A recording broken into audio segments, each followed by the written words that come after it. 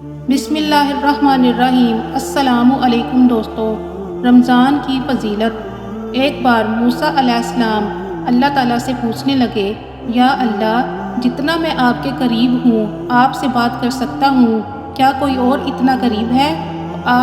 تو اللہ تعالیٰ نے فرمایا، اے موسیٰ علیہ السلام، آخری وقت میں ایک امت حضرت محمد صلی اللہ علیہ وآلہ وسلم کی ہوگی، اور اس امت کو ایک مہینہ ایسا ملے گا جس میں وہ خشک ہونٹوں، پیاسی زبان، سوکھی ہوئی آنکھیں، بھوکے پیٹ سے افطار کرنے بیٹھیں گے، تب میں ان کے بہت قریب ہوں گا۔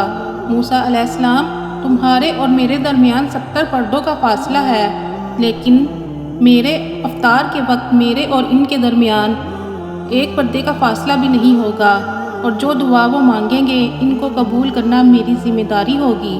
سبحان اللہ۔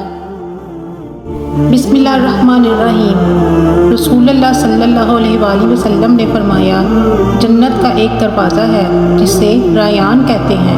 قیامت کے دن اس دروازے سے روزانہ صرف روزہ دار جنت میں داخل ہوں گے، اور اس کے سوا اس میں کوئی اور داخل نہیں ہو سکے گا۔ پکارا جائے گا کہ روزہ دار کہاں ہے، اور وہ کھڑے ہو جائیں گے، اور اس کے سوا کوئی اور اندر نہیں جا پائے گا۔ اور جب یہ لوگ اندر چلے جائیں گے تو یہ دروازہ بند کر دیا جائے گا، اور پھر اس سے کوئی اور اندر نہیں جا سکے گا۔ بسم اللہ الرحمن الرحیم۔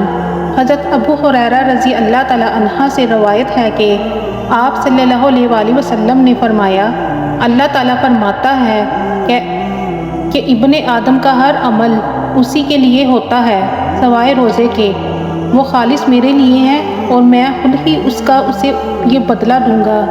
روزہ ڈال ہے جب تم میں سے کسی کے روزے کے دن ہو، اور وہ فحش اور لا یعنی بات نہ کرے، اور نہ ہی شور و غل کرے، اور کوئی اگر اس کے ساتھ گالی گلوچ کرے یا مار پیٹ کرے تو وہ اس سے کہے کہ میں روزے سے ہوں، گالی گلوچ یا مار پیٹ نہیں کر سکتا۔ قسم ہے اس ذات کی جس کے ہاتھ میں محمد صلی اللہ علیہ وآلہ وسلم کی جان ہے، روزے دار کے منہ کی بو اللہ کے نزدیک مشک کی بو سے زیادہ عمدہ ہے۔ سبحان اللہ۔